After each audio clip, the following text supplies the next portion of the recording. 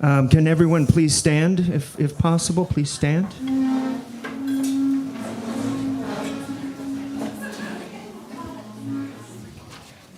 Please repeat after me. I state your name. I state your name. Every time. Do hereby pledge to uphold the honor of the society. Do hereby pledge to uphold the honor of the society. I pledge to engage and observe with an open mind. I pledge to engage in spirits of an open mind. I will embrace all and any performers with kindness, even as they melt my face off with their awesomeness. I will embrace anybody when they melt me and all the performers. That was not bad. I will promise to laugh, cry, and dance when necessitated. I will promise to laugh, cry, dance when necessitated. I will embrace creative freedom. I will embrace creative freedom. I will celebrate diversity. I will celebrate diversity. And I will champion the variety of life. And I will champion the variety of life. This I promise and swear. This I promise and swear. For reals, though. For reals, though. Please take a seat. Thank you. You're now members of the Variety Society. I want to thank you. The theme tonight, I don't know if anybody caught it, is peace and calm. And I was like, how the hell do I do we got massages going on in the green room and stuff. And everybody took Quaaludes. But I was like, part of my job is to kind of hype everybody, so I'm trying to figure out how to do that calmly. I don't know. You guys don't have to be calm. How about that? Why don't you give me a big old scream and yell like it's Friday night at 9:30 and we're going to have a party.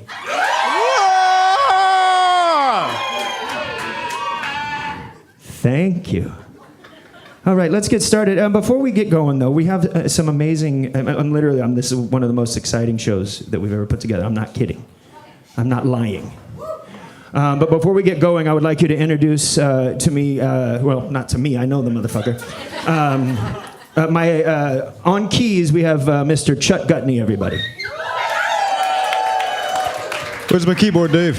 Where's your keyboard? Where's my keyboard, Dave? Well, you didn't come out to tech rehearsal. We have somebody that's on keys tonight for a couple of the performances, so you don't have your keyboard. But you can just play his keyboard. You have somebody on keyboard, Dave. I'm sorry, what? You have somebody on keyboard, Dave? That's cute. Yeah, there's Frankie Joe. Has anybody know Frankie Joe's here tonight? Anybody? Yeah, Frankie Joe brought her own keys, so you're gonna have to use that one. Yeah, Dave, I can't use this one. What's wrong with it? This is out of tune, Dave. It's an electric. There's no physical way that's true. I don't. This is like, it must be backwards. I don't. You know what? I don't want to make a big deal about it. I'm sorry we don't have your keyboard, but can you just, play me something? We got to play out. We got to get the show going. We roll hard in this one. Let's go. Dave, I feel this is an uncomfortable position you put me in, Dave. Okay. I'll play. No, it's out of tune, Dave. This is unprofessional. Chud, I'm going to ask you something serious. We've been doing this a couple shows now. Yeah. Can you play keyboard? I'm insulted you call it playing, Dave. Do you think what I do is playing? Am I a child to you, Dave? Can you play me some music right now so we can get the show going? I have never been... Dave, I am a seasoned man. Is this a game to you? It's not a game. We got to get going. We have Nick Medina's going to come out. You guys know Nick Medina's here tonight? We got Nick Medina right there ready to just crush. So can you play me something so we can get fucking going? Please? Dave, I'm supposed to be calm. I'm sorry. Dave, I don't know what I don't know. Okay? I don't know what to tell you here, Dave. This is insulting. This is scaring me. I do love you still, Chet, but let's go talk. Let's just move on. Grab your chair. Ladies and gentlemen, beautiful people, I am proud to present to you Nick Medina doing a one-man murder mystery. Let's go.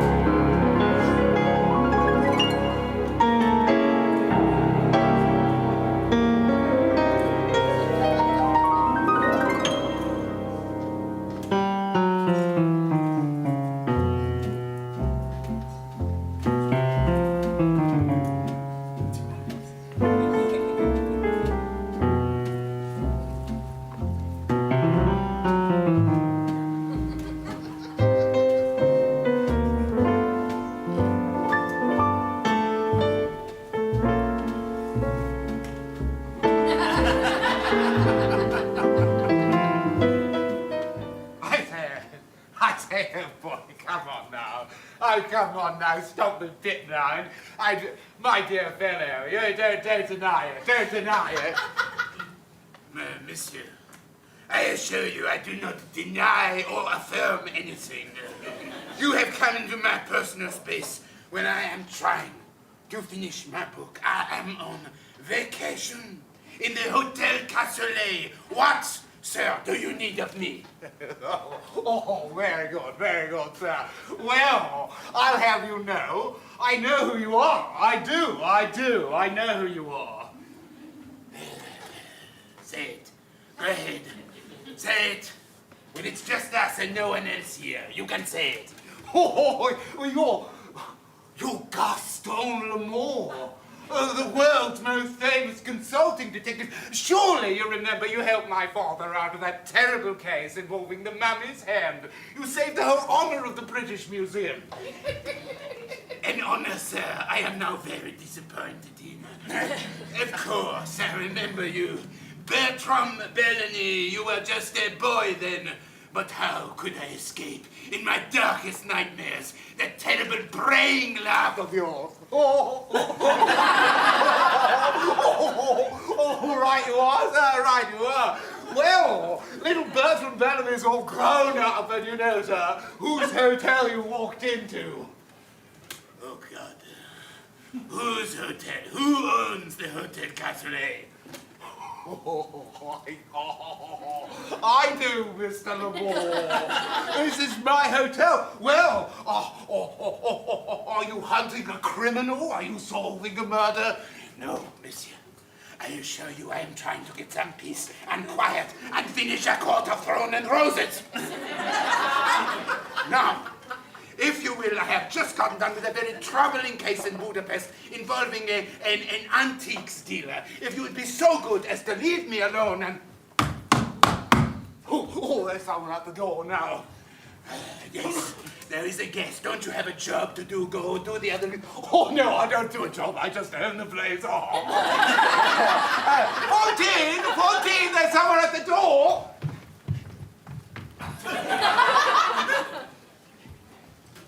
You're a caricature of a French maid. I see how this night is going to go. Yes, Mr. Bellamy.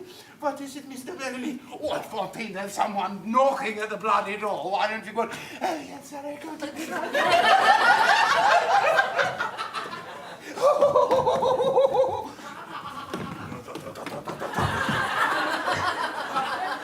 Oh, sir!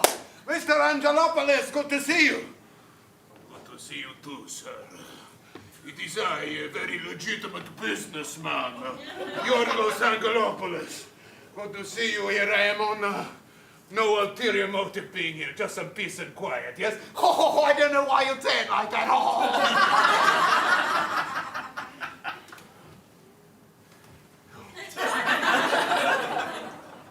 You, sir, I know who you are.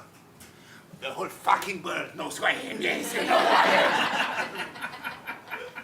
am. I may have some cause to speak to you after, but first I must chase the maid. You know, so a lot of people, you do really do. Oh, no, another person at the door. Just a moment, sir. What a dump. Absolute dump in here. Oh, my goodness, Gareth. Yes, ma'am. Yes, ma'am. Hold my purse, Gareth. It's an honor, sir. It's an honor, ma'am. I'm only glad to hold your purse. Shut up, Gareth. The little knobbly little Frenchman with the mustache.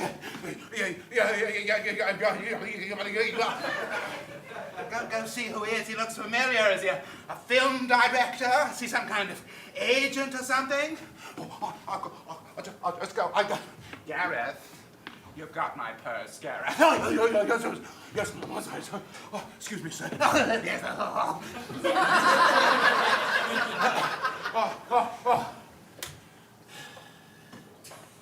Yes, I am the detective Gaston Lemoore. What do you want?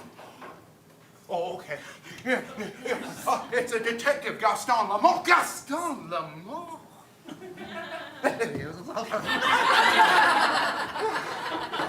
Mr. Lamore! Gasty. Do you mind if I call you Gasty? My goodness, what an honor. You know, you're the most famous name in the news nowadays. Once upon a time, it was me, Helena Hartstring, the most famous woman on vaudeville. I danced 16 nights a week.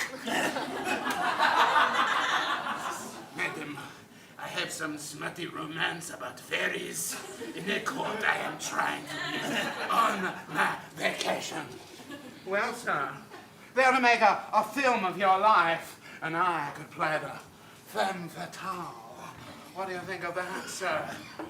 Madam, I do not care. Please leave me alone. All right. Gareth. Oh, yes, ma'am, I'll be right down. Right there, sir. My goodness, you know everybody. I'm just going to make sure that Miss Hartstring is... Oh, another guest. There we go. Oh, my goodness. Dan Donovan's the name, and sales is the game. Hello, sir. Let me tell you, sir, can I interest you in some amazing products we've got right here? The moment has not even started. You're doing a sales pitch on me. Yes, sir. I got it right here. Well, my dear fellow, let's get you up to your room before you start bothering Mr. Lamore. Come along, sir. Come. Sales, I got some an amazing invention, a female condom. You're never going to believe it.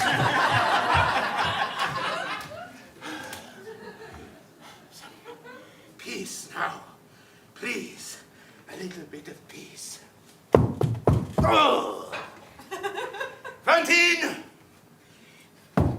Bellamy! I will get the door myself. Fine. Oh, thank you. Thank you, young man. You've taken my bags. What a nice bellboy you are. Sir, I'm just a normal, old English woman on bed. There's nothing strange or unusual or secretive about me, I assure you. No lies, no secrets. Madame, I am the world's greatest consulting detective. I can see through any lie, any facade. And frankly, madame, I do not give a good goddamn who you are.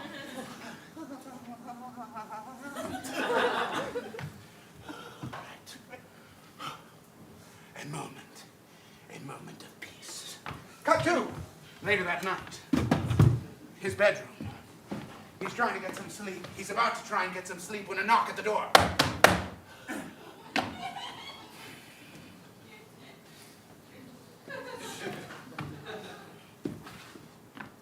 Hello.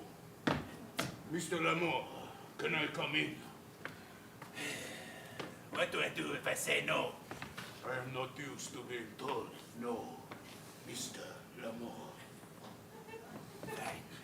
A moment, please, but do not sit on my bed with your dirty outside clothes. Mr.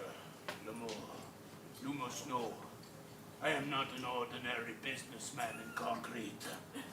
I am very important, and I have many enemies, some of whom are here even now. I can trust no one. I need someone to keep watch over me lest I turn up dead in the night. Monsieur, I assure you, I solve the crimes after they happen. In fact, it's worse that I am here for you. Wherever I go, murders seem to happen.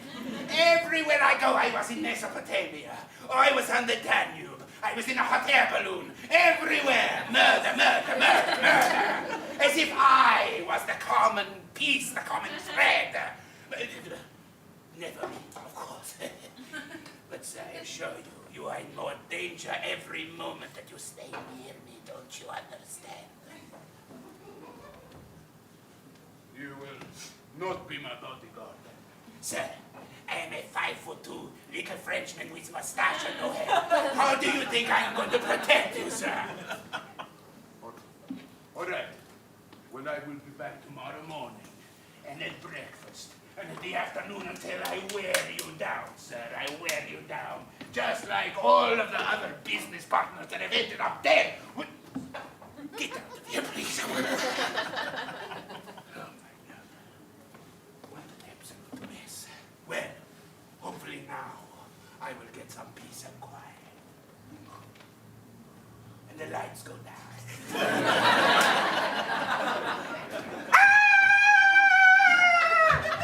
The lights come back up. Oh my God! He's dead! Oh my God!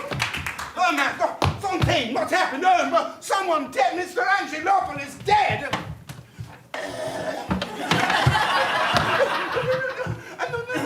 I did not kill him. I just spent the night. I'm a very sound sleeper. You spent the night with a guest? My goodness, highly irregular. Hi there. How'd you like that? That's a lot of fun, isn't it? Hey, hello. Whoa, that guy's dead, isn't he? Oh, my God. What's all this noise at 6 a.m.? Oh, my God, he's dead. Does anyone want any tea? Oh, he's dead. Someone's got to go and rush and get Mr. Lamour immediately. There's only one person who could solve this case. Mr. Lamour! Mr. Lamour!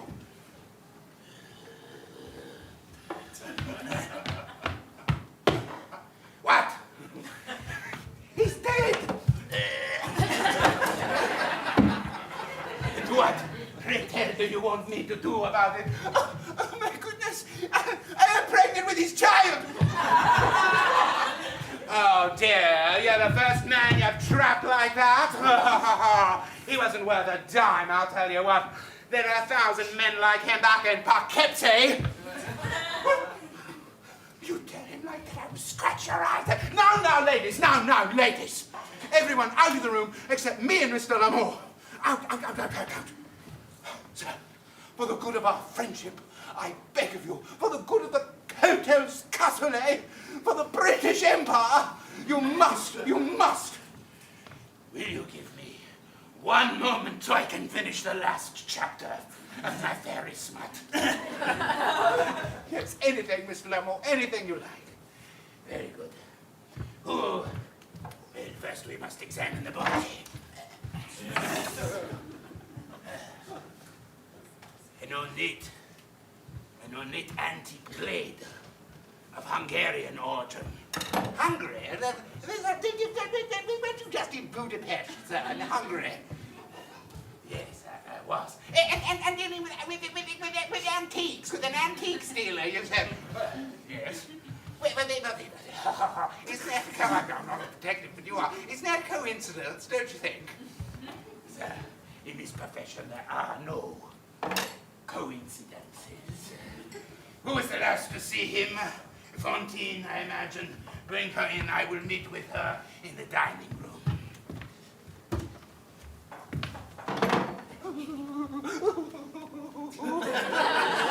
Oh, my husband. Oh, he will find out he's in Alsace-Lorraine. Oh. Madam, is it true that you are carrying on a romance with Mr. Angelopoulos? Yes, how can I deny it? His seed is within me, growing. A strapping French Eastern European lad.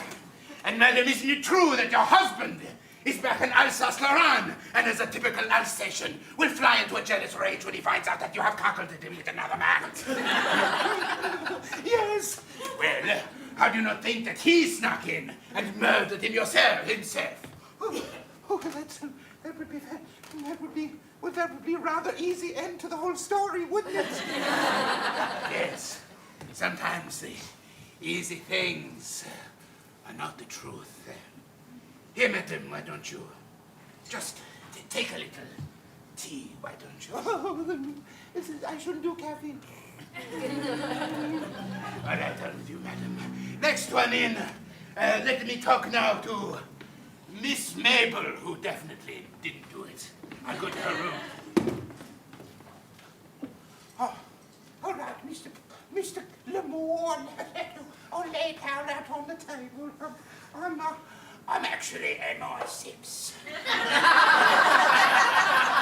That's right, I've got my service revolver right there, and if you don't mind, I'll light a stogie, drink some scotch. Yes, I've been tracking this Angelopoulos. He's a spy for the Zemblin government. I only wish I'd taken a bastard out myself. Fascinating.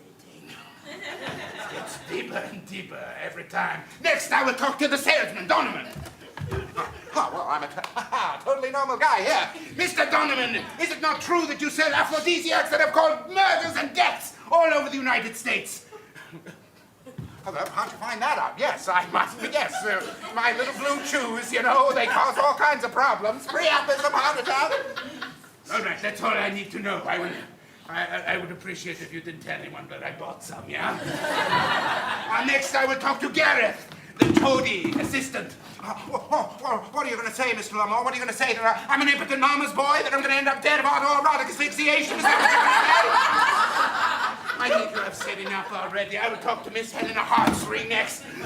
Yes, he was my lover back on vaudeville, Mr. Angelopoulos was. But guess what? He didn't break my heart, he only wounded my pride. I'm glad he's dead. I only wish I'd capped the bastard myself. So many pieces coming together. I will bring everybody into the study together. But first, we will find... Oh, no, I'm dead! Oh, good Lord! Oh, good Lord! Fontaine is dead! Oh, my goodness! What is it? She has been poisoned.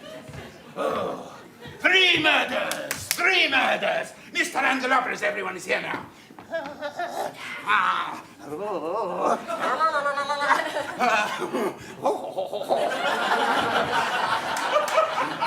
You're all here now. I will tell you. 3 murders, Mr. Angelopoulos, Fontaine, and Fontaine's unborn child.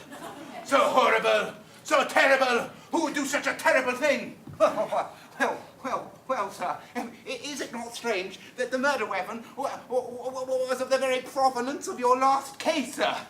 Yeah, and Fontaine was killed with the very drugs that you purchased from the other night that caused priapism and early death. What are you saying? Are you saying that I went in the night and stabbed the man who would not give me any peace and quiet, and then killed the girl just because she was a bad caricature of a French maid? You think that I would take a knife and stab it into... I did not do that. Oh, Mr. Lamore. Oh, I thought you were not... I don't know. Another. All right. It's just you and me, Miss Mabel. Well, you're going to be a gentleman about it. You're going to let me shoot first. Pow!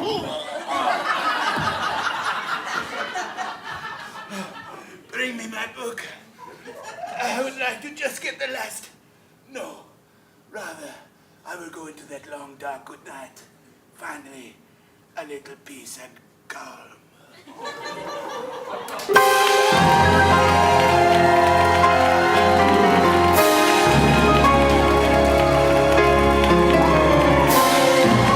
Nick Medina!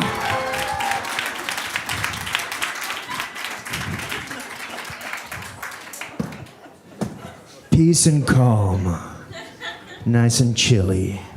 That was 8 characters. That was like acting.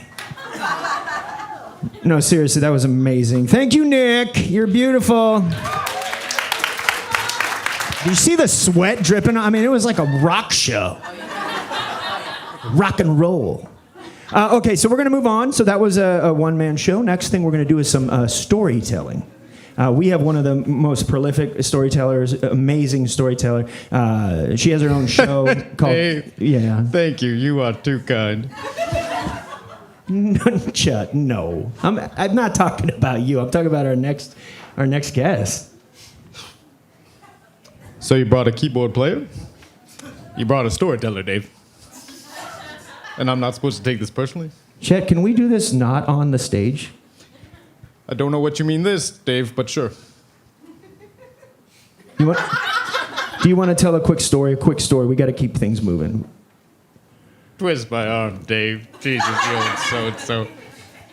Oh, what is this, peace and calm? Huh? That's what we're going for, but it's not working. Dave, I remember. Oh, it must have been 1976. I was getting a midnight snack with Bob Barker. That son of a bitch tried to bite an avocado pit like it was a crab apple. Next thing, most people don't know this, Dave, but you shouldn't eat the avocado pit. I Well, disagree on that one, but okay. Okay. Agree to disagree. it's okay. Well, so wouldn't you know it, he starts choking. Now, old Chud here, I know what you're thinking. Heimlich maneuver, right? I was thinking Heimlich maneuver, yeah. Well, see, Dave, once I became a black belt in the Japanese martial arts Aikido, I realized I can no longer perform the Heimlich maneuver, Dave. Because it's like you're a murder weapon? It's my muscle memory instincts will kick in, Dave, and I would kill the man.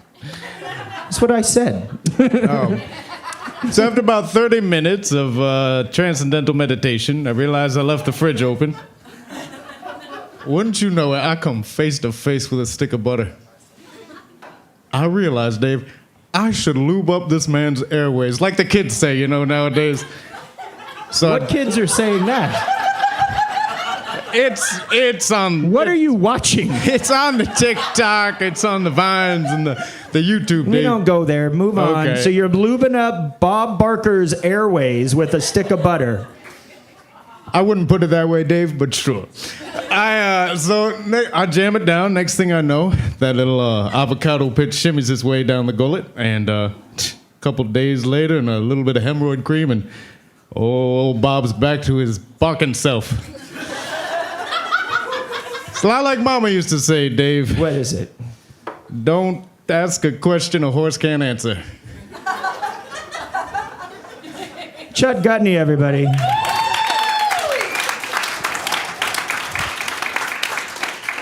And I thank you for that. But now we're going to do some other storytelling that's going to be a little bit better. So can you please... Chud, I'm so sorry tonight. You're so goddamn sensitive. I don't have much time left, Dave. Always pulling that card. Ladies and gentlemen, beautiful people, let's give it up for Jasmine Nothing.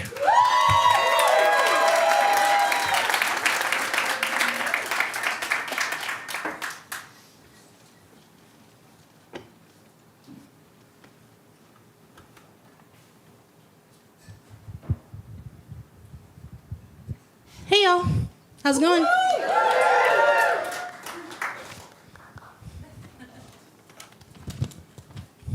Okay, so recently I was at a work conference for people with lived experience. This is a sudden pivot, I know, but lived experience with substance use and mental health. People gasped into microphones about heartbreak, incarceration, loss, systems failing them, people being committed against their will. People cried, cheered, hugged, talked about the radical things they were doing to turn the system upside down.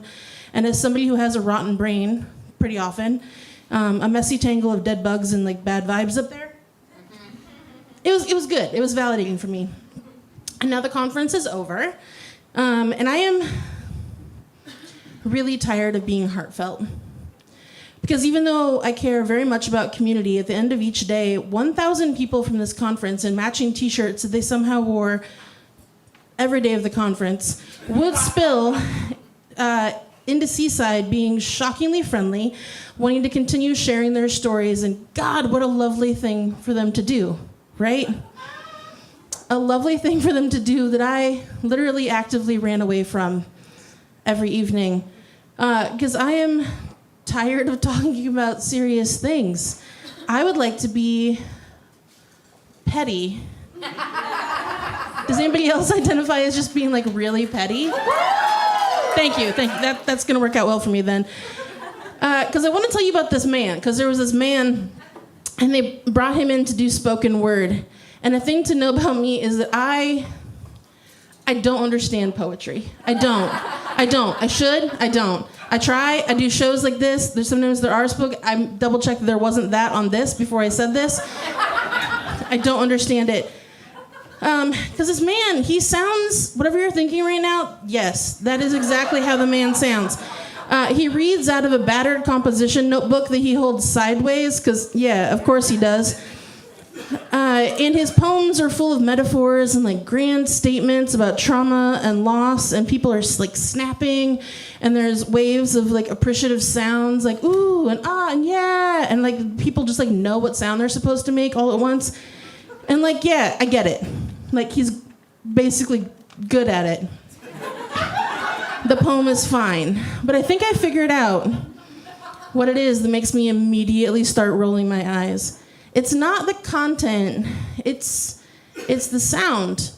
Because people have like poetry voice. And even worse is slam poetry voice. And I hate it.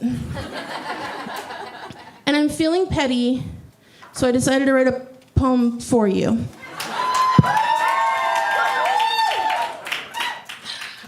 All right. There's this man who has a voice for radio, and I hate it. When he gets loud, he gets resonant. When I get loud, I just sound desperate.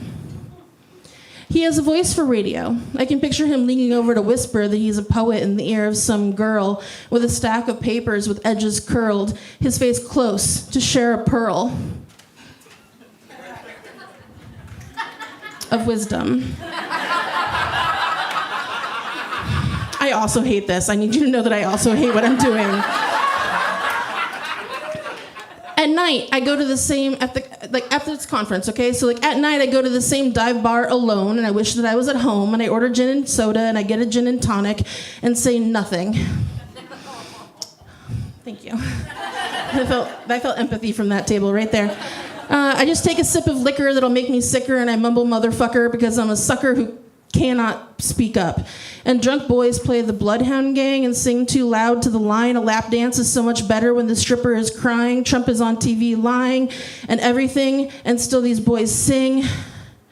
And I want to burn it all down. The drunk boy leans over and says, "Where are all the chicks? This is like such a sausage fest." And I think it's best that I don't leave my drink unattended. And because I come to this bar every night this week and I tip nicely, the bartender attends to me. Old men drink till they can't see. He rings the bell, and at the awful sound, he buys us all around, but then he puts his arm around me. Correct? And it's slam poetry, so I'm required to mention sex positivity. That's the future I want to see, but mostly I want these boys to just fuck all the way off.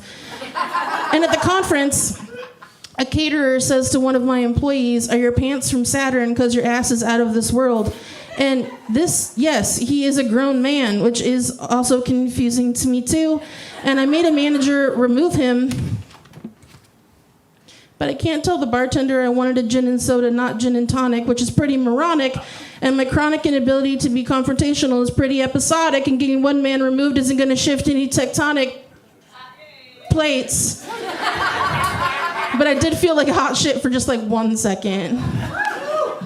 And at the dive bar, who thinks to bring markers when they have to pee? So the wall says, "David Michael Case is a fucking liar and a cheat. Don't let the big dick and the southern sound of his voice fool you. He will use you for his selfish desires." And it inspires me to just draw a tiny ghost on the wall, but my pen doesn't work. So these are the requirements. So slam poetry, something about being a woman and wrinkles and time passing, something about a menstrual cycle and also the moon, which is gross. And all around me, old drunk men are slurring, and their eyes are blurring, with my straw stirring, and the loud conferring about getting some bitches here in the corner leads to the bartender deterring them from buying any more, preferring them to spill outside during these warm nights that shouldn't be occurring, but they're drunk dummies, so it's spurring them to play a song that seems to just have the single lyric, "I want to stick my dick in your butt." It's a weird thing to play at a bar, out loud, for other people. The thing is, the guy with the voice for radio, like, his poem was good. He writes about masculinity and seeing his father cry. I just want to watch HGTV and eat Reese's Pieces poured into microwave popcorn until I die. And I guess I'm just jealous and got overzealous in my pettiness, but I still have to stress that this man has a voice for radio, and I fucking hate it.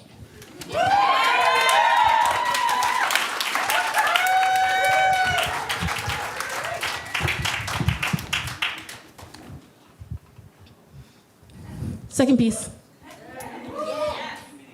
Okay, so there are more than 10,000 varieties of tomato. Before all the colonizers showed up and ruined everything, indigenous people in the Andes cultivated them, and these wild versions were only the size of peas. Explorers brought tomato seeds from Mexico to Spain, and then by the 1500s, tomatoes made their way over to Italy, because Italy apparently existed for a long time without tomatoes. And then they were widely cultivated through Europe, primarily as an ornamental plant, because it was mistakenly believed to be poisonous, because when rich people ate them off of pewter plates, the acid ate into the plates and gave the rich people lead poisoning and killed them, which is pretty badass. Along the way, tomatoes have been known by alternate names like poison apple, wolf peach, and gold apple. In France, it was love apple and thought to be an aphrodisiac. They were once referred to as globes of the devil by somebody who should assuredly have known better. And they were associated with all sorts of naughty things because of their red color. Explorers, aka colonizers, helped spread the tomato across the world. Tomatoes made their way to America in 1710, potentially introduced by folks from the Caribbean, and planted in what is now known as South Carolina. A guy named Alexander Livingston got like real fucking hyped on tomatoes in the 1870s and spent 25 years working on cultivating them as commercial crops. He was the first one to achieve his goal of having tomatoes that were smooth in contour, uniform in size, sweet in flavor, even though this achievement dramatically reduced the sugar content in them, making them less delicious. But regardless, he continued and developed 17 varieties of a less delicious fruit. Florida and California are the main growers because of the necessity of a long growing season. UC Davis has a tomato gene bank full of wild relatives, monogenetic mutants, and miscellaneous genetic tomato stocks. So this is a thing that I do when I feel overwhelmed or agitated, when I feel like I'm needing some peace and calm. There it is. I hit it, right? Thank you. I will just learn an unreasonable amount of information about something that does not matter. I will read scientific articles about different types of tomato blights and the argument about whether it's a fruit or a vegetable, technically both. Because in a court case about tariffs in 1883, the Supreme Court ruled it as a vegetable because it was served with your meal and not as a dessert, but also acknowledged it as a fruit. Botanically, the Supreme Court used to care about tomatoes, and now it cares about taking away reproductive rights, but I digress. This is just a thing that I do. Another thing that I used to do when I needed to feel a little calmer was I used to look at housing ads. Yes. All of 2020, I know, Zillow forever, I know. All of 2020, I was looking at real estate ads. I was feeling claustrophobic, and there was this house for sale that was on a lake, and I wanted it. It had 3 bedrooms and 2 baths and a covered front porch and several sitting areas, French doors leading into the kitchen, and a big fireplace. The front lawn sloped gently until it met the sand, and then the water with a private dock jutting out. It had a sunken living room and a baby blue bathroom and an island in the kitchen. I was obsessed with having a kitchen big enough for an island. It was built in 1914. This house was double the size of the house that I lived in, and it was on sale for $282,000.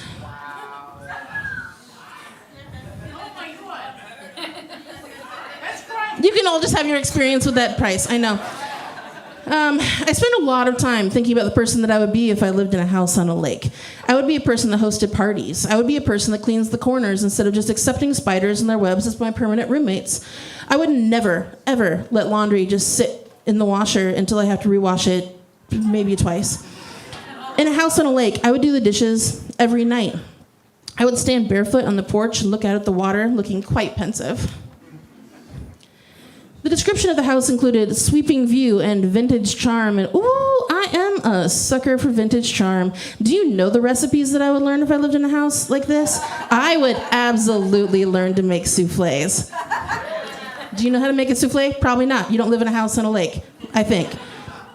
I would learn to make souffles. I would serve a cheese plate and sliced fruit at 5 p.m. I would mix martinis and drink them out of actual martini glasses instead of in taking a slug of whiskey from the bottle. That's who I would be if I lived in a house on a lake. I'm going to keep going about the house. The house has garden beds and tiny rows with peas growing up trellises. And in that house, I'd be someone that doesn't let the spinach get spindly and go to seed, or let the artichokes become neon purple flowers before I harvest them. The house has long kitchen counters and bright white light. In this house, I would pour spices into small bowls and rip herbs with my fingers. I know. I would. I'm really glad that people are understanding the exact lines that make my heart feel things, too. I would squeeze citrus into my palms and strain the seeds. I would arrange things on plates with a focus on composition. That's the person I would be if I lived in a house on a lake. The only problem with this house is that it's on the edge of Center Lake, which is the lake that I learned how to swim in, which is in Warsaw, Indiana, which is my hometown, and I'm not fucking going back there. That 282,000 makes a little more sense now, huh? But nostalgia is a funny thing, and there are moments when something comes up that you haven't thought about in a million years. Somebody asks you what smell reminds you of childhood, and immediately my mouth said tomato plants, before my brain understood what I was going to decide. Tomato plants, not tomatoes. The way your hands smell after moving the branches aside to pluck a fruit. Leaves that contain a strong toxin, I learned during my deep Wikipedia dive. And even though I can't go back there, I'm suddenly thinking of my grandparents long dead. One grandma was very good at cooking, and she introduced me to my favorite comfort snacks as a kid, tomatoes on toast. Preparing tomatoes on toast was very important. It was specific but also loose. It was simple but classy. It was white bread, toasted, a slightly thicker spread of Miracle Whip than you would suppose, respectable slabs of heirloom tomatoes from her garden down the hill bleeding red across the cutting board, and then a assertive amount of fresh cracked black pepper. You had to eat fast before the tomatoes soaked the bread. This was the snack that happened when she was busy making dinner and I was whining about being hungry. This was the snack I'd make myself in the morning when everybody else was busy and I would stand on the stool to reach the counter. My other grandma did not cook. It was instant everything. But when I was writing this, the strange thing I realized, I think my other grandma grew tomato plants for me. They were hidden behind the pool house, far away from the perfectly curated ornamental lawn. She was an indoor sort of grandma, you know the kind. But she'd go back there and pick them and come back with her shirt like a little bowl full of yellow and red, and her hands would smell like the plants that she maybe planted just for me. And Indiana is long gone, and I'm not going back, even for a house on a lake. But it's nice to remember that it isn't all bad. But even with remembering that, I'm still feeling pretty claustrophobic, and I'm still feeling agitated, and I'm still needing to calm down. So did you know that tomatoes are the state vegetable of New Jersey? Tomato is the state vegetable and fruit of Arkansas. Boring. The USDA says that we can each consume about 20 pounds of fresh tomatoes per year, but I assure you that I do more than my share, so you can slack off a little if you want to. In the 1920s, hot tomato was standard slang for an attractive lady. Scientists found a fossil of a tomatillo, a cousin of the tomato from the nightshade family, in Argentina that's 52 million years old. Joseph Campbell introduced condensed soup to the masses in 1897. Tomatoes really took off as a canned good during the Civil War to have enough preserved food at the battle lines. And farmers had to pivot and change their crops to tomatoes to meet the demand. Allegedly, Thomas Jefferson had to eat tomatoes live in front of people to prove they weren't poisonous, prompting gasps from the crowd, like that was the most scandalous thing Thomas Jefferson ever did.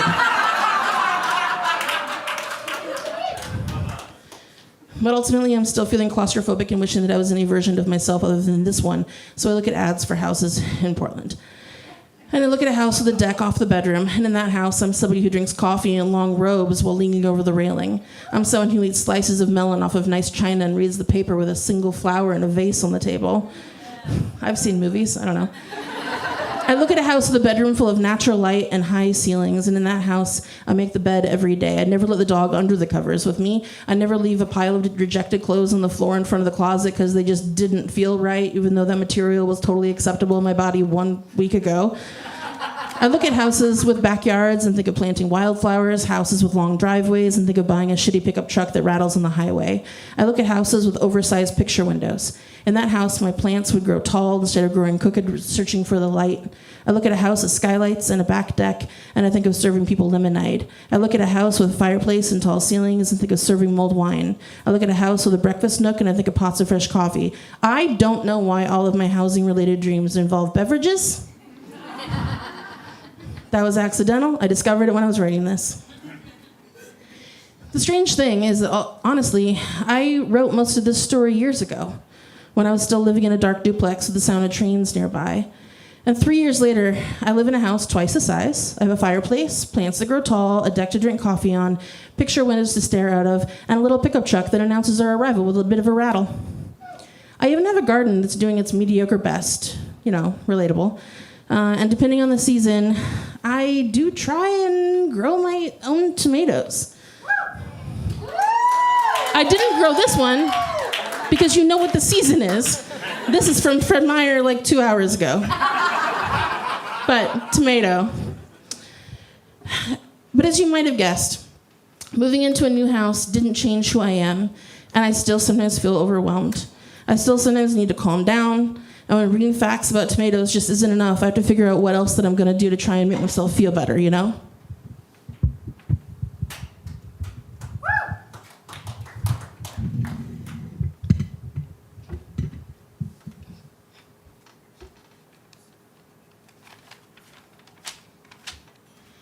And over the years, I've practiced comforting myself in a lot of different ways.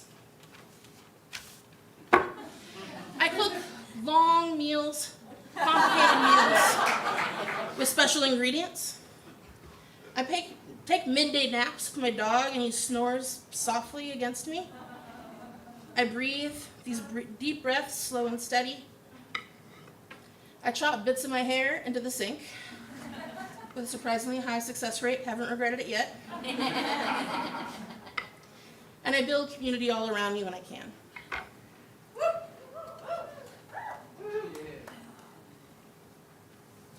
I go on deep dives sometimes.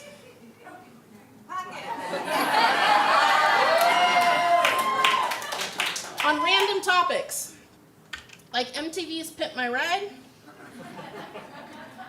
Death Row Last Meals, Summer Camp Slashers, the history of specific plots of land, Alanis Morissette lyrics, the movie Big, and the origins of Charlie Brown characters.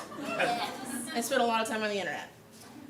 But sometimes, when none of these things quite do it, sometimes, when the only thing that seems right is to go into the backyard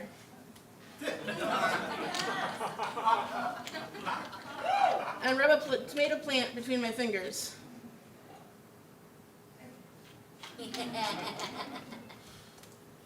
then I just have to make myself a perfect tomatoes on toast.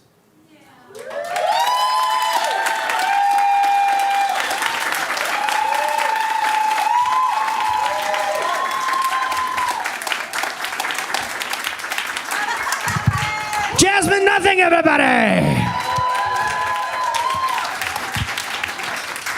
So Jasmine has a show every third Thursday, for the most part, called Telltale, down at the Chapel Theater, and you can also check out telltalepdx.com, and I highly recommend it.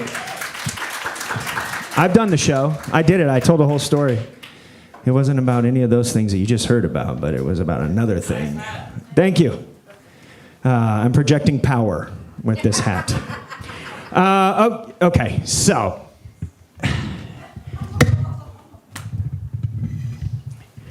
Frankie Joe. Anybody know, from the 60s, anybody remember Frankie Joe? She was on Sonny and Cher a bunch. Dave, You're like, Sonny and Cher? you brought Frankie Joe tonight. Frankie Joe's in the house, and Frankie Joe's been on a 47-date tour, and tonight's 46. So we're very lucky. Right before, and so I'm stoked because I was a fan as a child.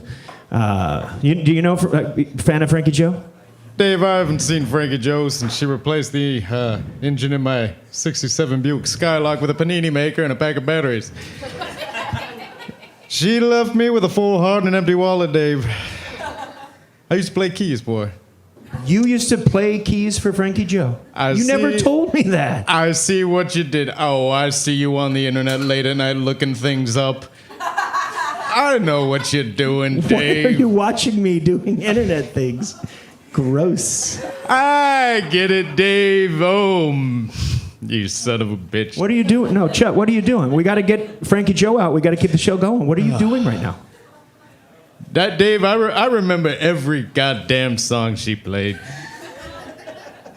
I am ready, Dave. Oh my God, to live my glory I think days. it was established in canon that you can't play the keyboard, but you can play for Frankie Joe. Is that what's happening?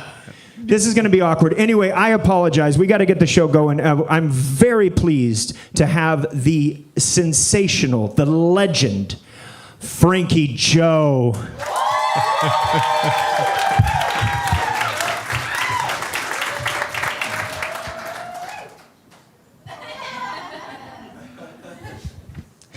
I'll take a gin and tonic, please. Thank you very much. What's that? Are you? I don't work here. I see she has a type. I get it. Young buck. Well, I'll tell you this much, son. Protect your groin, protect your wallet. And you call me when she breaks your heart. I'll never fucking call you. Martin, was that you cursing? Yeah, sorry, Frankie. I know that's against the rules. Martin, can you play my note, please? Of course. Your note.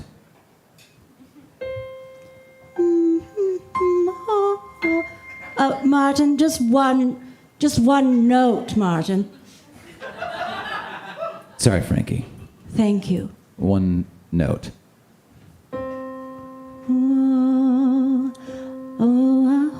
All right, Martin. Hit it.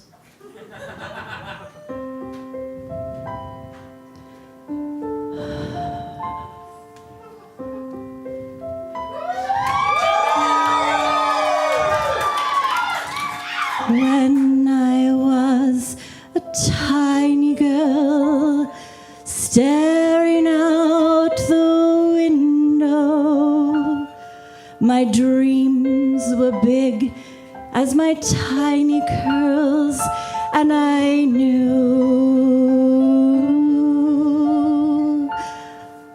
I'm a star. I'm a star.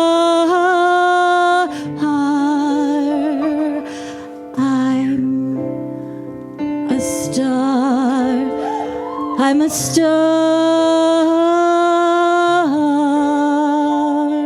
You can go to the next song, Martin. Right, sorry. No, you're doing great.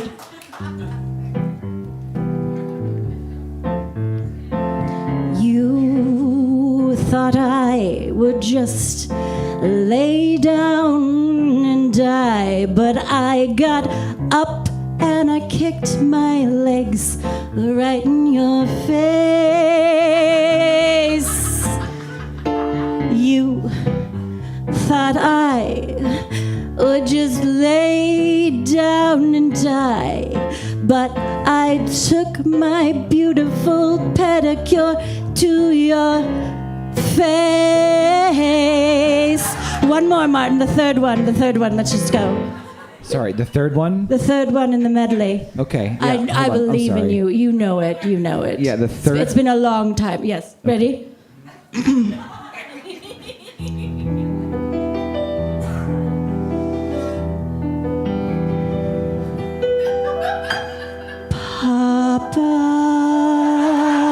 Papa, I'm the match girl.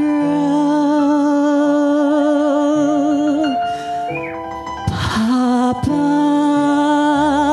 I make our living on the streets. Papa, I know you didn't mean to be an alcoholic, but you are. Papa, I'm the match girl, the match girl, the match girl.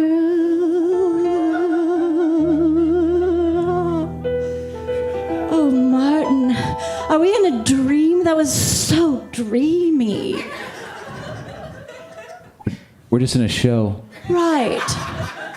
I felt like, when it's late at night and you're in your bedroom and you're just singing to yourself, Martin? I don't do that. You don't? I just I sleep in my bedroom. Oh, Martin, right. So we've been on tour. Hello, everyone, by the way. Hello. I am Frankie Joe, and this is Martin. Please give Martin a round of applause. Yes. I noticed, Martin. See, Martin, when we're done with the show, Martin goes to bed. I love a party. In fact, it was about, I don't know what year, but I was very big in Hollywood, as you may know. And if you read my book, A Woman of a Certain Age, you will find out exactly who I was partying with. But I will say that I had some very influential friends, and I myself am very influential. Your paycheck's always on time. That's true. Yes. Yeah. So here I was, and I was chatting with one Shirley MacLaine. You might know Shirley. Does anyone here know Shirley? She's a lovely gal. Anyway, she was telling me she was doing this fabulous project. It was a movie musical that was on Broadway, but one Mr. Bob Fosse wanted to bring it to the screen. It was called Sweet Charity. That's what it was called. That's right. That was what it was Charity, called. yeah. And I was taken because I can tell when a person has the type of talent that I have. And while one Miss Shirley MacLaine is to die for, I am also a dancer, a singer, and I was very popular at the time. Martin, you can't imagine it now, but my legs then, Martin, you couldn't even look at me. Do you understand what I'm saying? I actually don't know what that means. It means they were so gazelle-like that you would have fallen to the floor. Because you were so fast, you would have gone so fast I wouldn't have seen your legs. Oh, Martin, you know what I'm talking about. And so I thought I'd just call up Bob Fosse, if Shirley MacLaine can. Well, Bob was busy. But I found a choreographer named Tall Hot Toddy. And Tall Hot Toddy and I, we went straight down to MGM. Louis wasn't there anymore.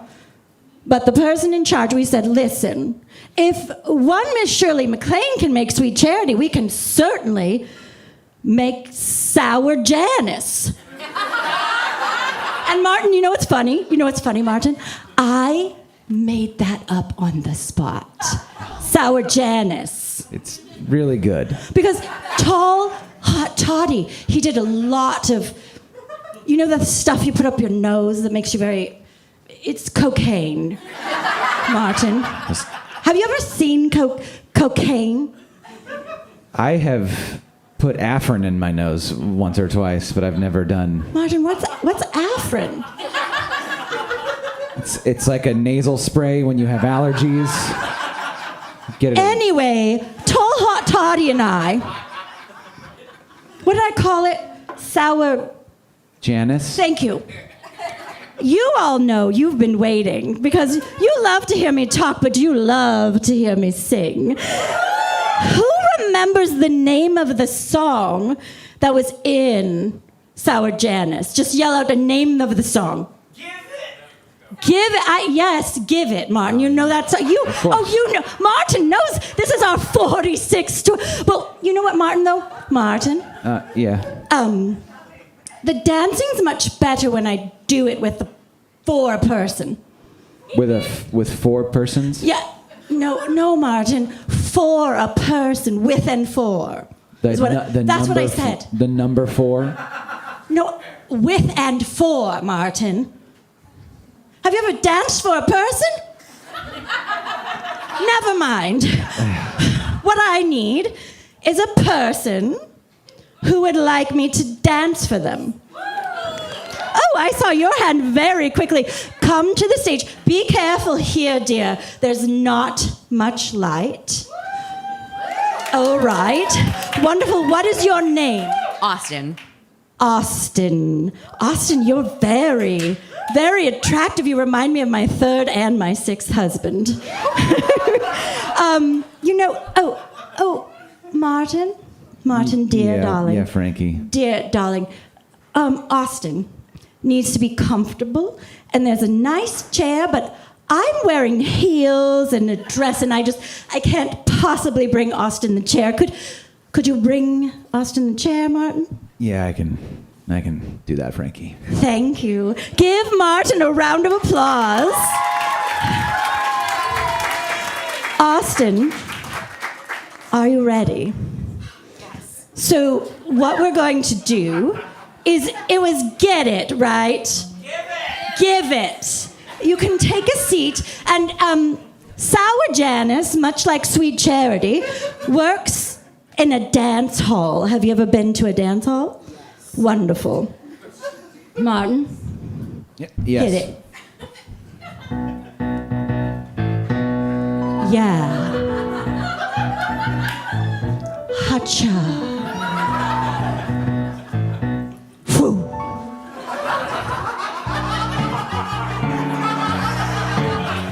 I can control you with my body because I dance at a dance hall. I can control you with my body because I dance at a dance hall. Admittedly, the lyrics aren't great, but the song is good. Once in a while, you meet a girl who has all the stuff, the face and the body.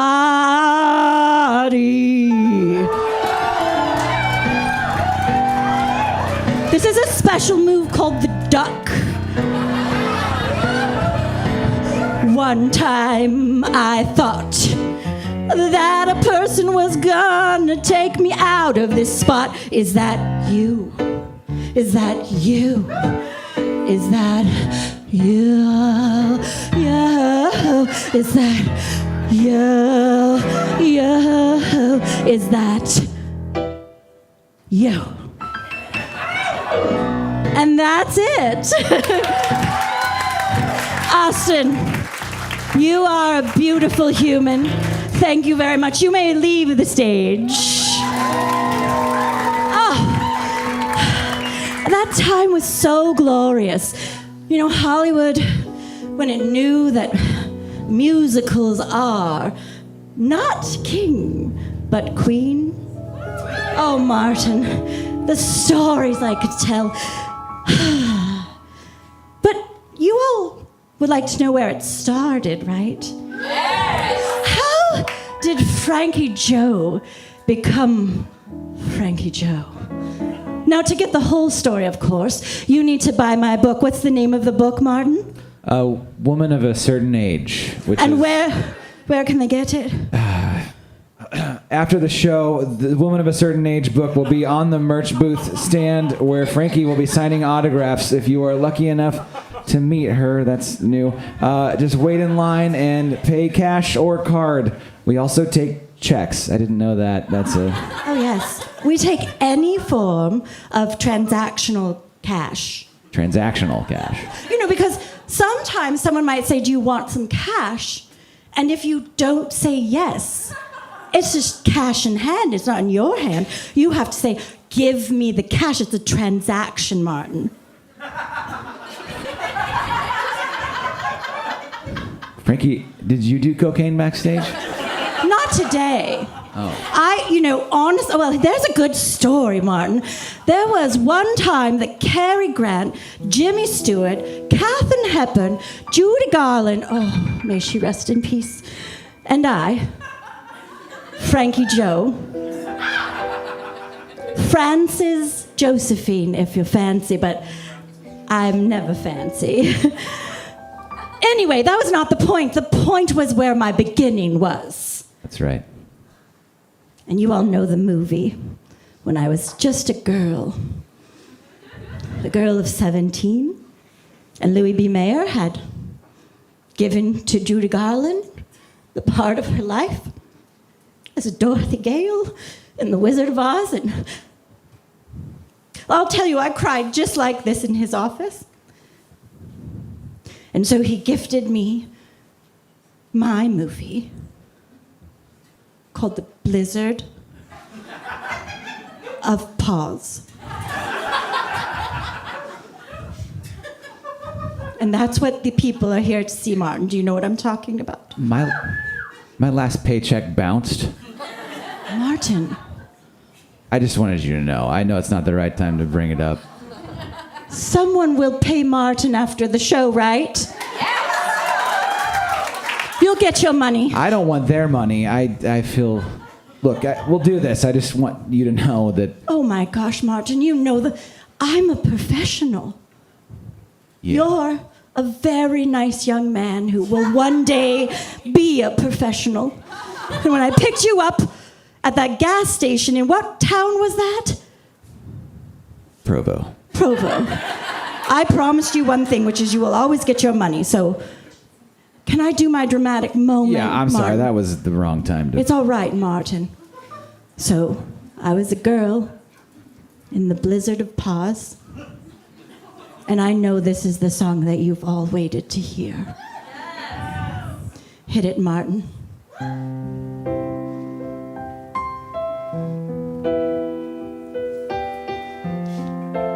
I can see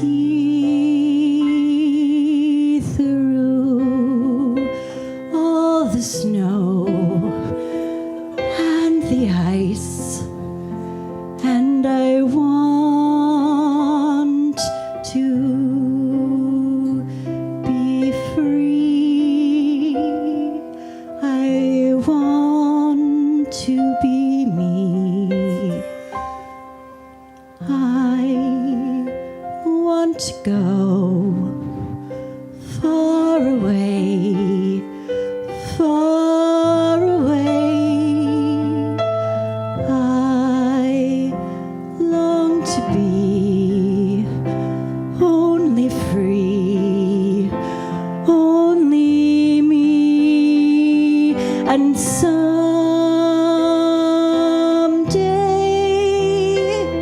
I'll get out of here, and someday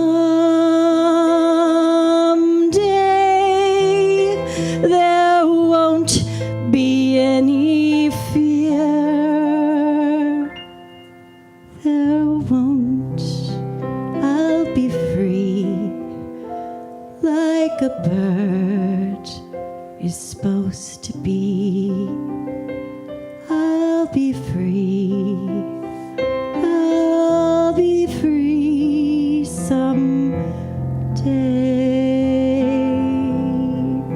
Someday.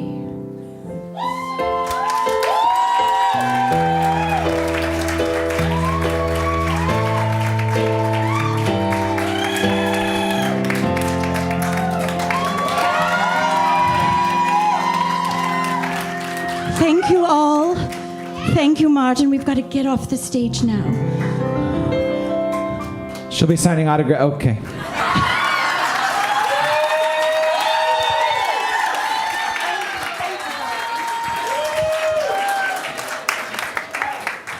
I kind of cried at the end there a little bit. Hey, let's keep it going. We're going to do a little 10-minute intermission for pee-pee. Poo-poo if you gotta. You know, whatever you do. I don't care. You guys go do that. Go get a drink. 10 minutes, so we'll get back here. We got 2 more. We got a stand-up. We got another amazing music act. Let's keep going. Have fun.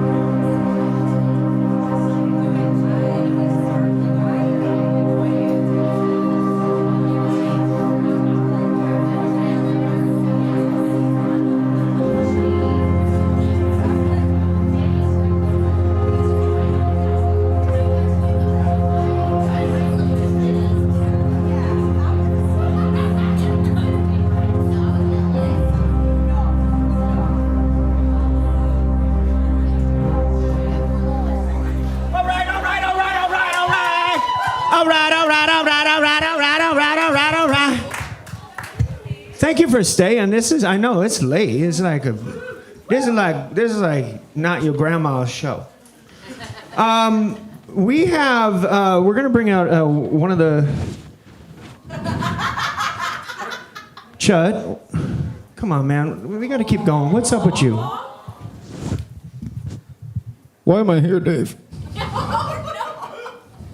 You mean in what respect? Why did you bring me here, Dave? Because you're like you're my musical accompanist person. Is that all I am to you? Yeah. I mean, mostly. I mean, I like hanging out with you. So you just look at me and you see a We living... don't have time You just for see this. a living legend. You see someone you emulate and maybe a father figure in your life, and that's all I am to you? Shut. This show is supposed to be about chilling out. You're not. So fucking stop it. Fine, I'm calm. I love you. You pay me. I love to pay you. No, that didn't work. I love you, man. I'm so sorry tonight's not going. We're almost there, though, okay? Okay. We need to get somebody out here because we have, did you know we have it's like Portland's, one of the top 5 funny people in Portland? Like somebody took a poll or something. I don't know how it worked, but, and I've seen this person perform multiple times. Super fucking funny. You know him by name. Chet, I'm just ignoring you at this point. You know him by name. Ladies and gentlemen, Jojo Sanchez III!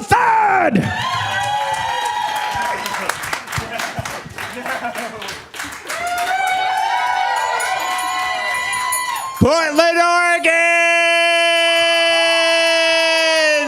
Are you ready for a legendary night? I said, Portland, Oregon! Are you ready for a legendary night? And then you get happy and try to play. Anything can be legendary these days. Anything. I learned that while driving when I saw a billboard that said, "Get ready for a legendary night with Joey Fatone of NSYNC and AJ from the Backstreet Boys.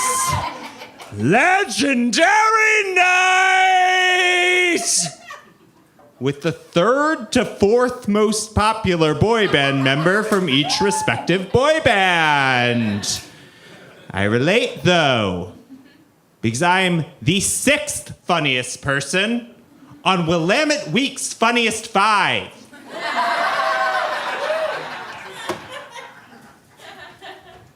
You know how I know?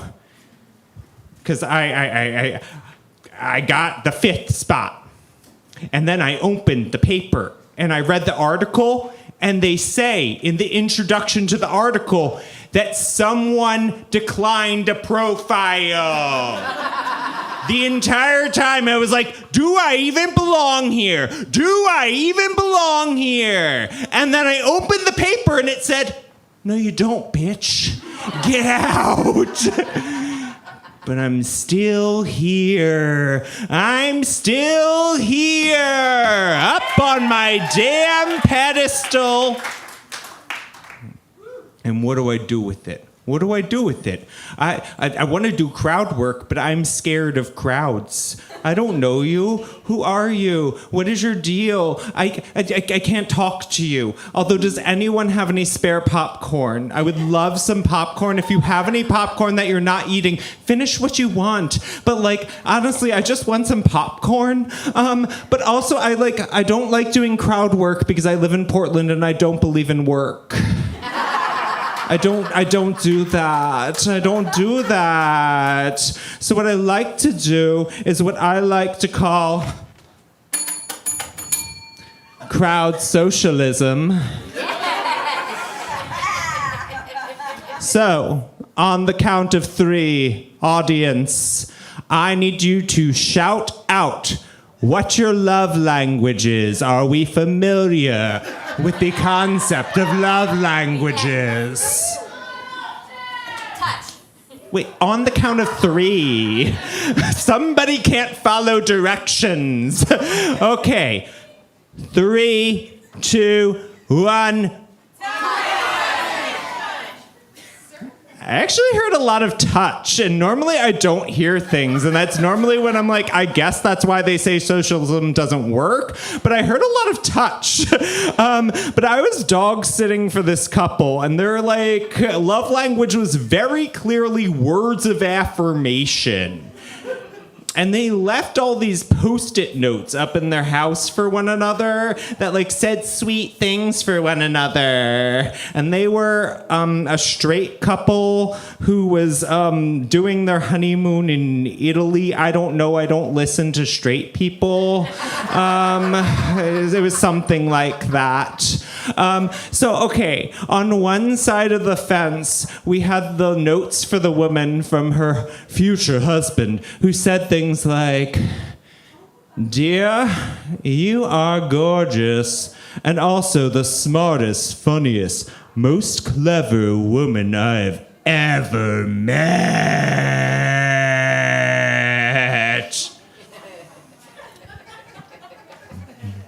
Over here, we have the note for him.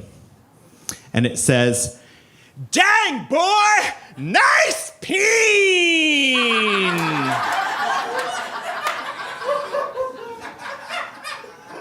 And those, my friends, are the 2 genders that we have to work with in America.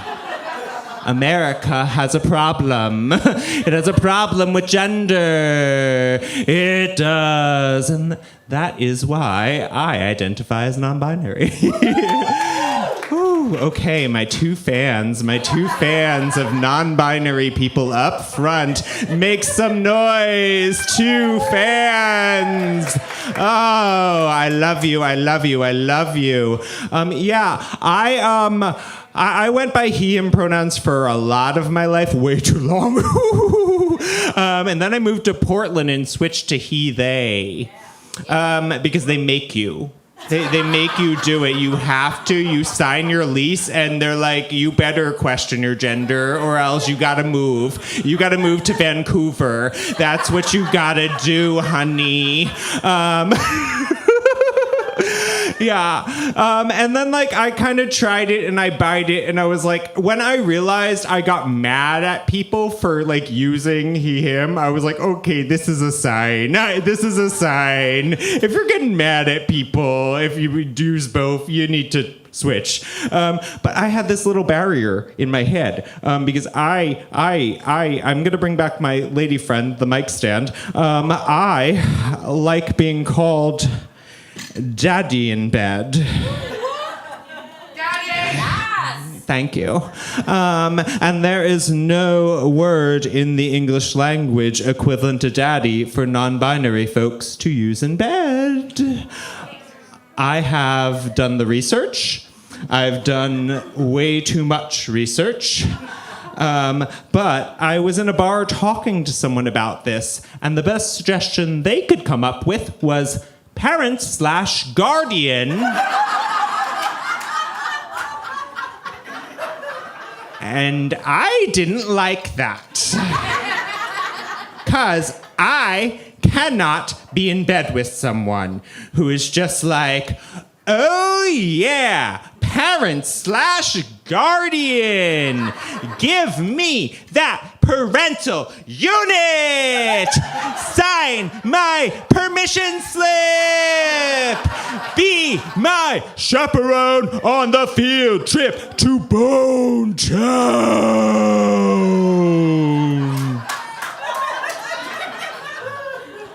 I don't want that energy in my life.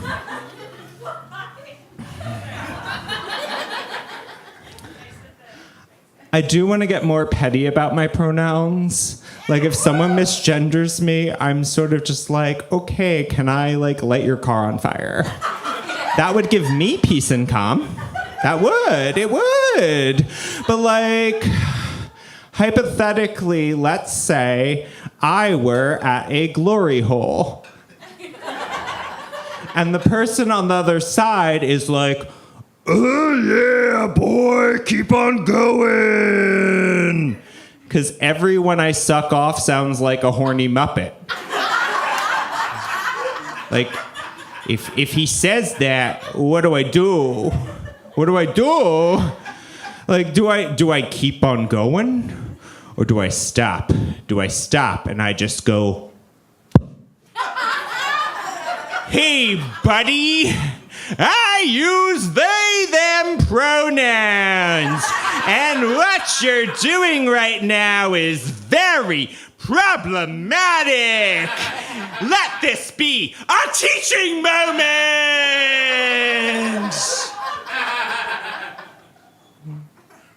You can tell from that statement that I live in Portland.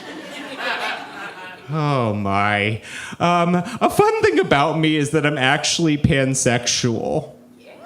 Ooh, okay. More fans of pansexuals than non-binary people, and that's wild. That's wild. That's not usually the case. That's not usually the case. Most people are like, what are pansexuals? And I'm just gonna tell you, it's sort of like I'm bisexual, but more annoying about it. And I kind of want to be part of the acronym, the one that you say out loud, because then it would be LGBTQIPA+. And that sounds like a beer I'd like to drink. Amazing segue, because I love beer. I love her.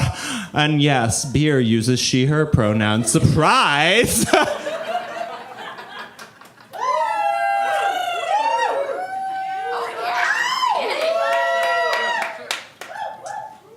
I'm not doing the whole thing. What do you think, I'm a lush? I think I'm a lush? Oh, no. But I do love the concept of chugging beer. Love it. Love it. I'm also kind of crying from partially chugging that beer because I'm not very good at it. Two things can be true. People can contain multitudes. But I personally love chugging because it is the one time in life that straight men get excited about competitive swallowing. And I wrote that joke when I started comedy in Wenatchee, Washington.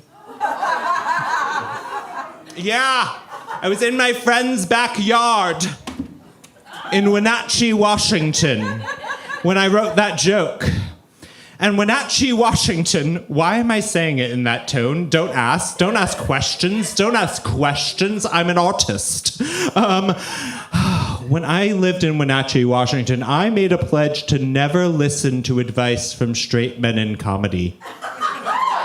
I made that pledge because there was someone who tried to come up to me and he was like, oh, I would just love to see you do a tight five one time. And I was like, I would love to see you booked on a show you don't produce, bitch. Sorry about it.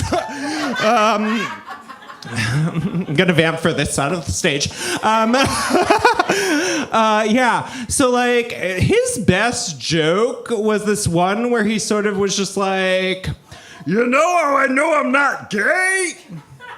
You know how I know I'm not gay? 'Cause when I brush my teeth, I gag on my toothbrush.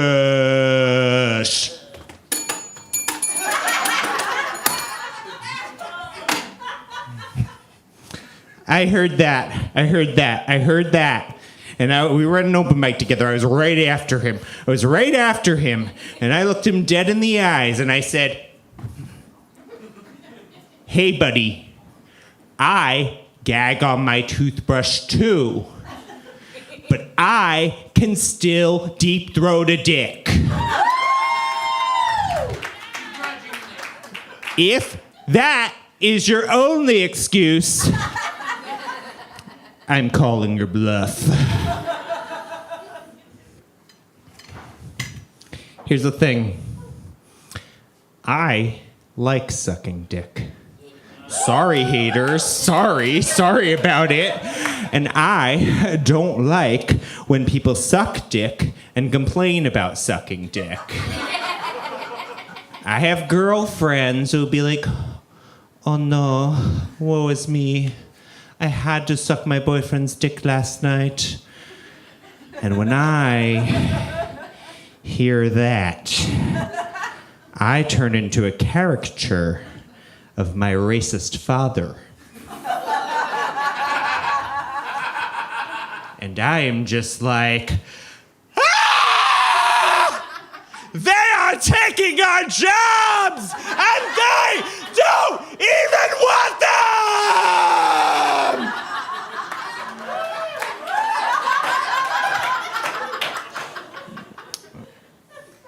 I gotta go soon, but I do need to tell you that every now and then I have been told that I've given an A+ blowjob. Anyone else? I'm gonna tell you, I'm not taking any grade but A+. Because if you told me I gave you a B- blowjob, you've put way too much thought into that grade. It is my humble ass opinion that all blowjobs should be pass/fail.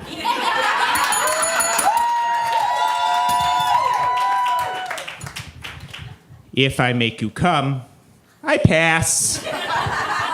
I'm going through to the next grade. I am also a former gifted and talented student. Oh, it didn't work.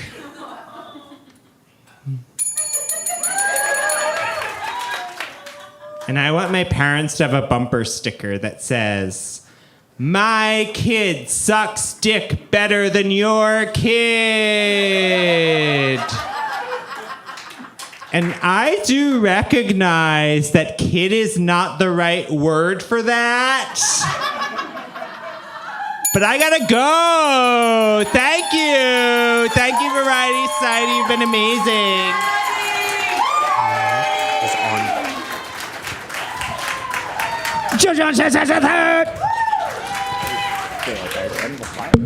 Just absolutely love him. Them. They're What the so fucking great. asshole? After all that, piece of shit, me. I'm not gonna sleep tonight. No, God damn it. Finally, we agree. Yeah. Is that supposed to be real shit? Okay, Chud, we're at the end of the show. I'm gonna just, and wholeheartedly, truly, I am sorry.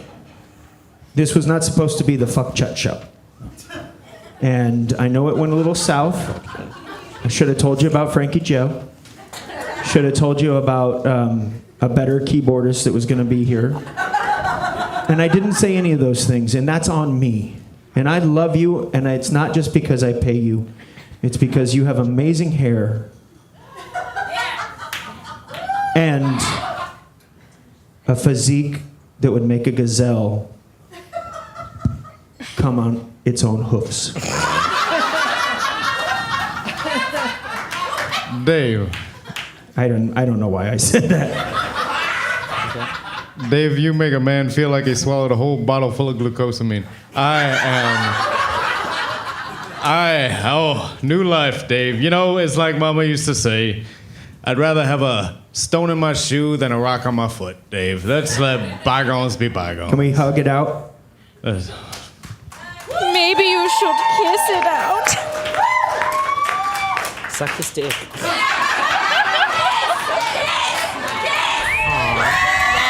Yeah!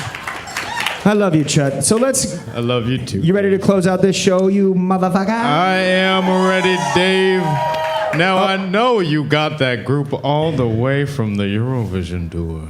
Yeah, these we actually have a really good. Why are you walking towards the keys? I would actually say don't do that, Chud. Chud, don't go over there because you might be disappointed. Why are you walking over here, man? Dave, the seat warmer's talking. Seat warmer's talking again, Dave. What do I? This Yeah, is interesting. You're not playing keys on this one either. I need you to go. I'm so sorry. I know we just made amends. Kyle, I'm sorry. No, that's. No, this was way too Am I painful. not doing the Eurovision tour after You're this not day? doing it. Get out. Can I just say that I really like your mustache?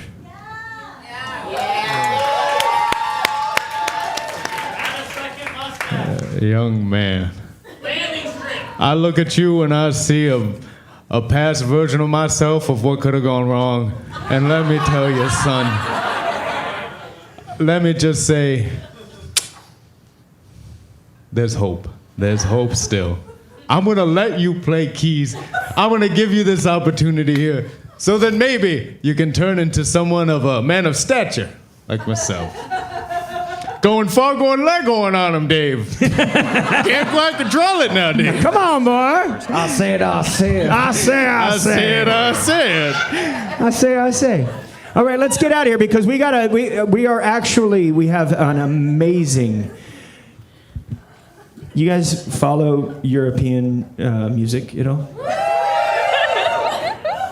Might I introduce to you, Washed Up.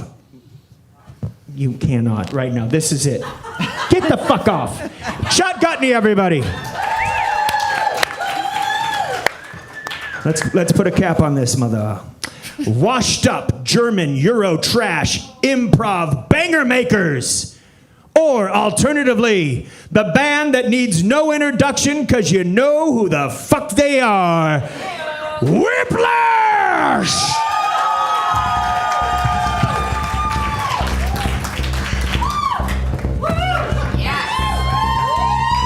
Shut up! Before we can begin, we need the name of a hot banger song that does not exist. Now. Hot Toddy. Danke.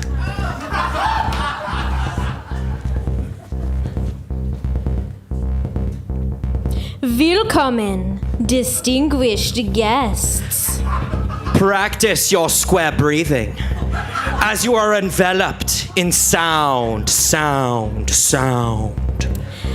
And before we get too crazy, make sure that you can name 5 things that you can see, 4 things you can hear, 3 things that you can touch, 2 things you can taste, and 1 thing that you can fuck.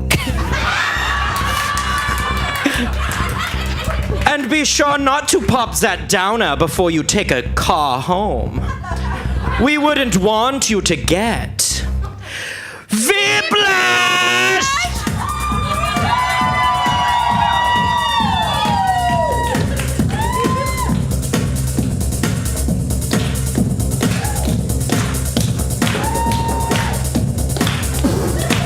What the fuck is this drink you just served me? What did you put in it?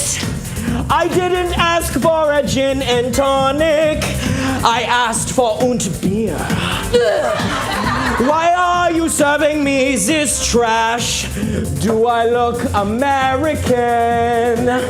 Why do you think that I'm not good enough?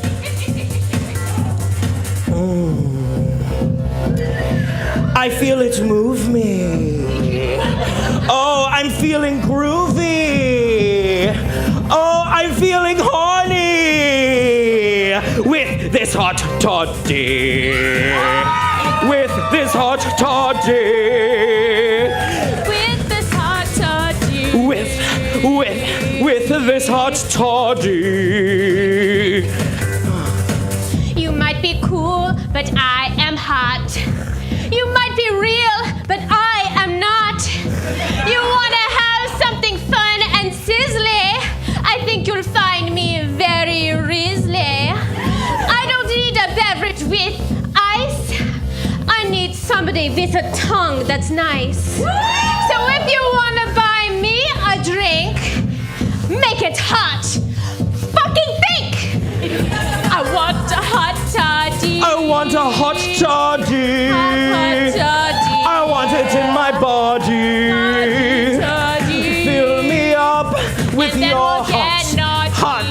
hot toddy. Hot toddy. I'm sorry. No, I'm not. I'm just hot. And you're toddy? Nice to meet you.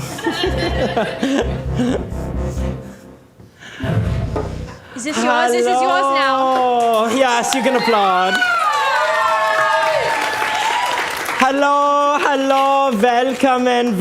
My name is Gunther. Und I am Tallulah. Und wir are Whiplash.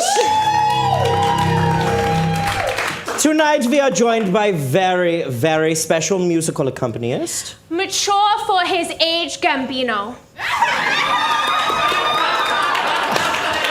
It is so good to see all of you. You know, Tallulah and I just got back from a wonderful retreat to a med spa. We just feel so much more refreshed. But, oh God, what a lovely evening. We are Whiplash, you know who we are, but for the one or two in the audience who maybe, you know, just has like niche music interests and isn't following the global current, let's review. We are singers, Dancers. poets, Part-time manicurists. filmmakers, Unicyclists. won and lost Eurovision twice. But we have taken up some new hobbies, interests, potential careers as Spiritual leaders. I think this may be the most natural version of myself I've ever felt. Yes, Gunther, I feel very natural as well. Now, who here has problems? Minor problems. I am not talking about war, I am talking about hangnails. Ants. Ants. Where are these ants? Are we talking about the like dee dee dee? Hold on, let me finish this bit. Are we talking about the sit dee dee dee dee, pick up your picnic and run away? Or are we talking about like my mom's sister? The picnic kind, the former. Ants in the kitchen. Tallulah, we haven't even told you what we're doing. Oh, yeah! We were so excited to hear about the problems of Americans. We have created a brand new product for all of you. A set of guided meditation tapes. We are hoping that you will convert to our religion once you are done listening. We call it putting the calm in calmidia. I told you it would go well. It was very good, yeah. Well, let's begin, shall we? Yeah, I'm thinking track 5. Yeah, track Yeah. 5, more mature for his age, Gambino. Not my name. Welcome to the Whiplash guided meditation. Please put your headphones on and recline back in your seat. We wouldn't want you to get Whiplash.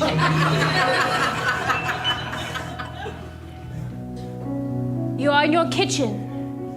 The morning light creeps through the window. Creeping through the window. You are about to get a nice hot cup of coffee. Illuminate the steam. You are going to add some creamer. Creamer. And you are going to add sugar. Which is called Zucker. Which is called Zucker in German. It's a better language. Such a good language. You open up the sugar pot and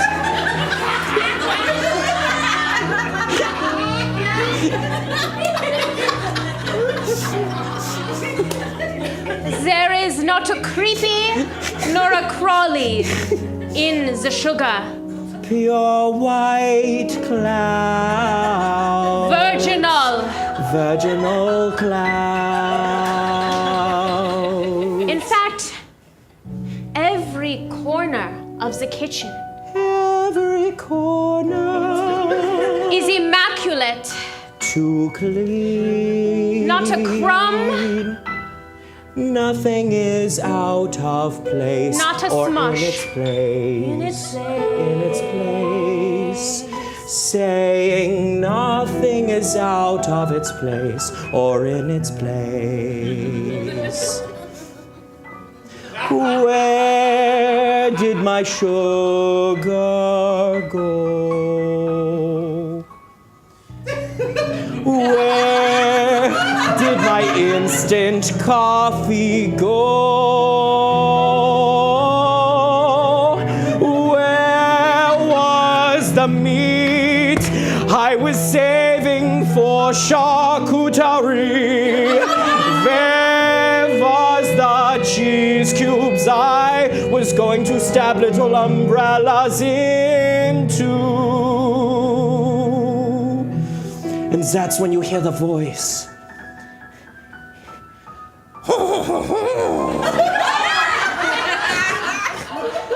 And you see a little ant smoking a cigarette. The tiniest cigarette. You didn't know you could roll them that small, but there it is, gazing up at you, sitting on a throne of food. I have come for all of your patisseries. Oh, you faint. Oh, you hit your head on the edge of the counter. Oh, the red squirts, and the ant is eating this shit up. Ah, you fall. It's kind of hot. I guess you can get into this.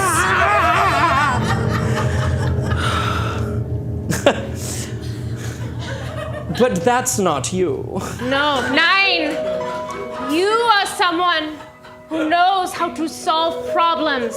Like when your implants are migrating and you have to move them back up your pants. It's so funny, I was just doing the same thing. You know that you can go to the store and you can buy the little insect traps. One little insect trap. In German, we call them Crowley-Trappen. Crowley-Trappen, Donka. You Bitter. put them in every corner of the kitchen. Cast. Fling. Throw. You understand that when you have unexpected things in your life, when you face them head on, Face them head on. with courage and patience, Courage and patience. eventually they will go away. They will go away. Because everything's out of place. And everything's in each place. Yes, everything's out of place. But everything's in a place.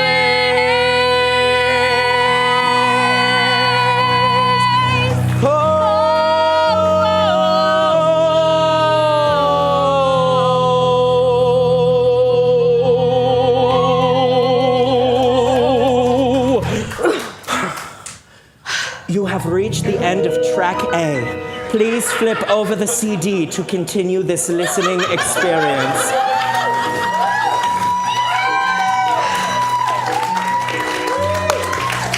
Now, I hope your bladders were empty before that, because if they weren't, with all that relaxation, it would have been a water slide. Please see a pelvic floor physical therapist if that is the case. Yes, let me just adjust one more time. Now, while Gunter adjusts, let's talk a bit about the world out there. Oh, get in place. That was a bit. I don't talk to my implants. Are you ready? Yeah, I'm ready. Now, a long, long time ago, 2021, Tallulah and I were invited to a lovely, magical place. Who here has heard of Ireland? Oh my God, Gunther, I think all of these Americans are so educated. You all have master's degrees, yeah? Wow. You know what Ireland is. Yeah. Well, we were invited to a very special part of Ireland. We were invited to spend a magical week in Enya's castle.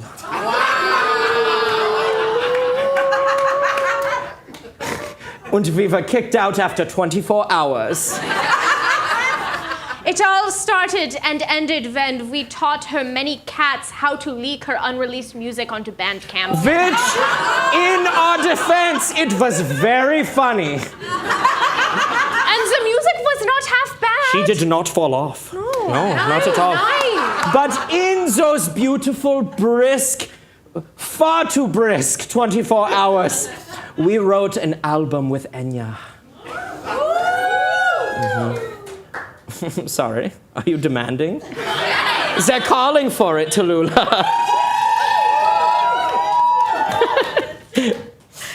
Well, I suppose we could sing a couple of songs because you see, we decided to release an album. We reached out and contacted Enya. Hello, Enya. Who is this? Please delete my number. And we took that as a resounding yeah. Oh, yeah.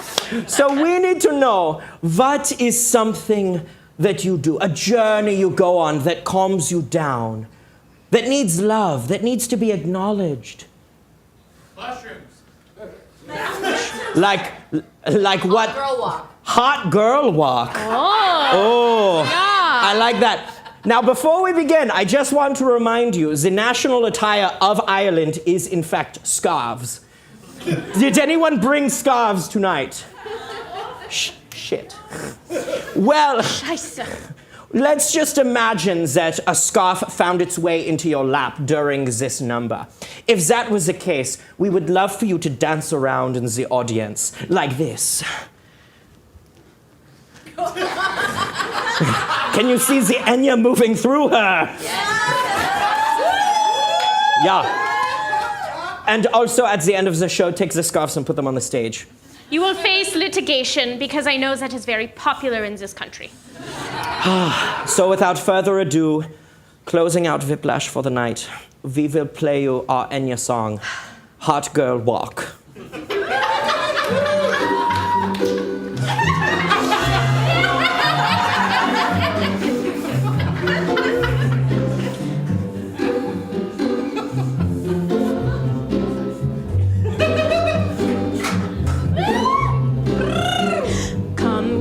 Your water bottle and your headphones. We are going on a special journey, one you take alone. You step outside the door and you go for a stroll. It's a very important task, and you must know the trees, see the birds, laugh at your podcast, judge the nerds, have a walk, but not just any, a walk for the few, not the many, a hot girl walk. Hot girl walk. Hot girl walk. Hot girl walk. Hot girl walk. Hot girl You got to talk the talk on the hot girl walk.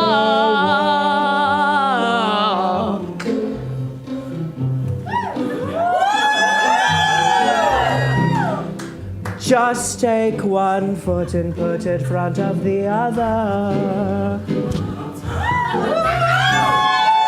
Smile when you see a hot sister or brother. When you go down the street. You don't know the handsome man that you will meet. There's more scarves. Oh, this hot girl walk has just begun. I need a hot girl walk. Hot girl walk. Girl, walk. Hot girl walk. Girl, walk. Hot girl walk. Girl, walk. Hot girl walk. Oh, oh, oh, oh. Watch my head as I go. Oh, yes. Hot, hot, oh, too hot. The earth is getting far, far, far too hot. Hot, hot, oh, so hot. Yes, the earth is getting far too hot, but not in Ireland. No, not in Ireland.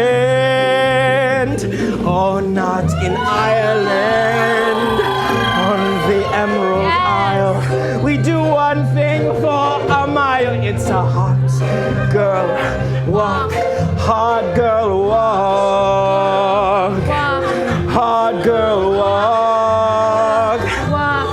Hot girl walk. Da-dunk, da-dunk, da-dunk, da-dunk. Watch as you walk past every single stump. In everyday life, we want big journeys. We want to make things special. But have you considered something as mundane as a hot girl? A hot girl. A hot Girl, walk. We won't end the song Hot girl, walk. until you sing along. Let me hear you. Hot girl walk. Hot girl walk. Hot girl walk. Hot girl walk. Hot girl walk.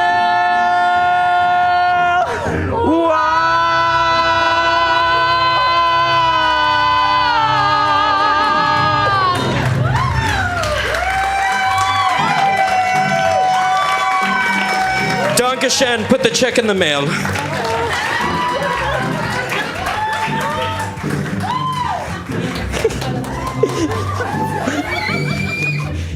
Hey, it's midnight, but you just got to see that happen.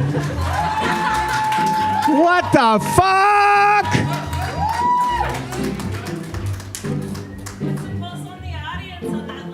Yeah, what was the pulse on the audience? Did everyone return their scarves? I think there was an investment made. Thank you so much for coming. This was, I mean, shit. Peace and calm. Thank you so much. And if I can bring up all the beautiful people that contributed today, that would be amazing. Yeah, come on out. Come on out. We have Nick Medina, Frankie Joe. We got Whiplash. That's Joe John Sanchez. Jasmine, right here. Jasmine, nothing. Telling stories at Eaton Toast, motherfuckers. You want to do a bow like it's like we're on Broadway or something? Ready? Yeah. A fashion bow. We thank you. If you want to meet and greet Whiplash or Frankie Joe does this every stop, come on up and get a photo before you go. If you don't do it, Frankie Joe's going to be a little upset, to be honest with you. $10. Well, we didn't negotiate. Anyway, you talk to them about that. Seriously, though, thank you so much for coming out. It was thank you. And have a great night and happy Friday.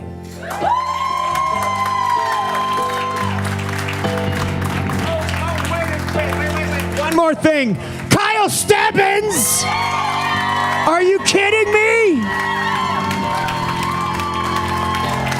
and gentlemen, Chuck Gutney. That's not his real name, but it's a mystery. You have to follow him on Instagram to find out who he really is. Thank you so much. Good night.